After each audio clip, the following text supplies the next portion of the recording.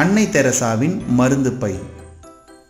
அன்னை தெரசா வழக்கமாக தான் சேவை செய்யும் ஏழை மக்களுக்காக மருந்து பைகளை செய்து கொடுப்பார். ஆனால் அவை எல்லாமே பழைய செய்தித்தாள்களால் செய்யப்பட்டது தான். நாமும் அதை செஞ்சு பார்ப்போமா?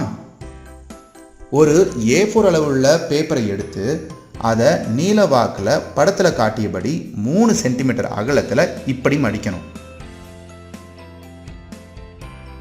பிறகு காகிதத்தை மேலே திருப்பி அதை 3 சமபாகங்களாக இப்படி மடிக்கணும். கீழே உள்ள மடிப்புகளை இவ்வாறு ஒன்றன் மேலே ஒன்றா மற்றொன்றை வச்சு மடிப்புகளை இணைக்கணும். இப்போ பேப்பரை திருப்பி 2 மேல் பக்க மூலைகளையும் இவ்வாறு முக்கோண வடிவில் வளைச்சி மடிக்கணும். கடைசியா மேல் விளிம்பை மடக்கி கீழே உள்ள பாக்கெட்டுக்கு உள்ள இப்படி நுழைக்கணும். இப்போ மருந்து பை தயாராயிடுச்சு.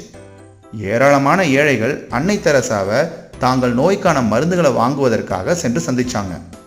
அவங்க எல்லாரும் ஏழைகள் என்பதால அணிவதற்கு ஆடைகள் கூட இல்லை. அதனால மருந்துகளை எடுத்து செல்ல பாக்கெட்டுகளும் இல்லை. எனவே தெரசா அம்மா பழைய காகிதத்தில் பைகளை உருவாக்கி அதில் மருந்துங்களை வச்சு ஒரு நூலை இணைச்சு நோயாளியோட கழுத்தில் தொங்க விட்டாங்க. இதே போன்ற மருந்து பையுடன் இந்த பெண்ணை நீங்கள் பார்க்கலாம். இவங்க கழுத்தில் ஒரு மருந்து பை தொங்கிட்டு இருக்கு.